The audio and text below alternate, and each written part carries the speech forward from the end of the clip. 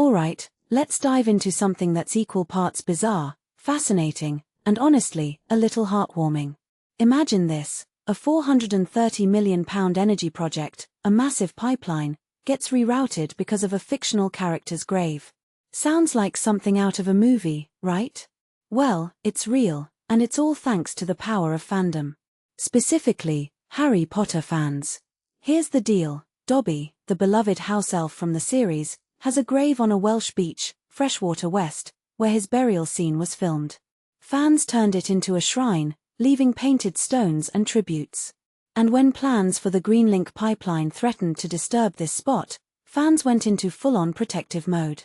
What makes this really interesting is the sheer scale of the reaction.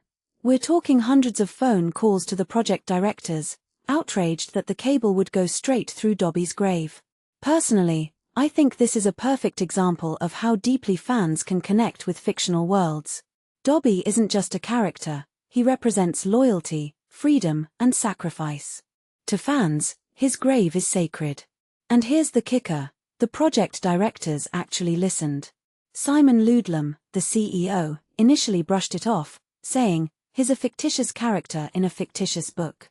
But his team insisted it was serious. And they were right.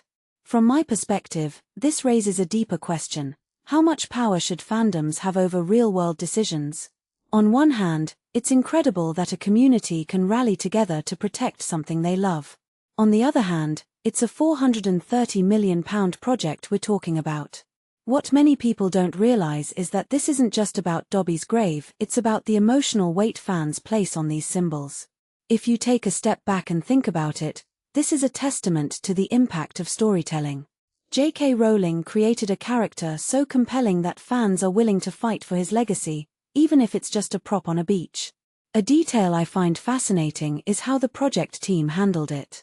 Instead of dismissing the fans, they worked with planners to reroute the cable. This wasn't just a PR move, it was a genuine acknowledgement of the cultural significance of the site. And the result?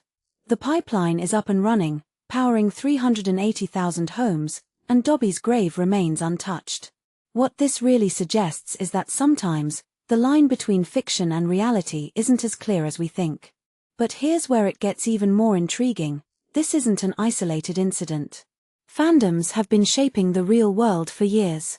Look at how Star Wars fans influenced the design of theme parks or how Lord of the Rings fans turned New Zealand into a tourist hotspot. What's unique here is the scale and specificity of the demand. It wasn't about merchandising or tourism, it was about preserving a moment of emotional resonance. In my opinion, this story is a reminder of the power of storytelling and the communities it creates. Dobby's grave isn't just a pile of stones on a beach, it's a symbol of what we value in stories and in life. So, the next time someone tells you fandoms are just fans, remember this, they can move mountains.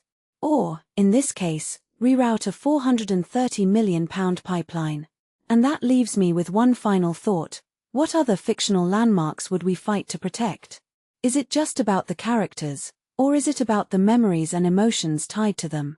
Let me know in the comments, I'm genuinely curious to hear your take.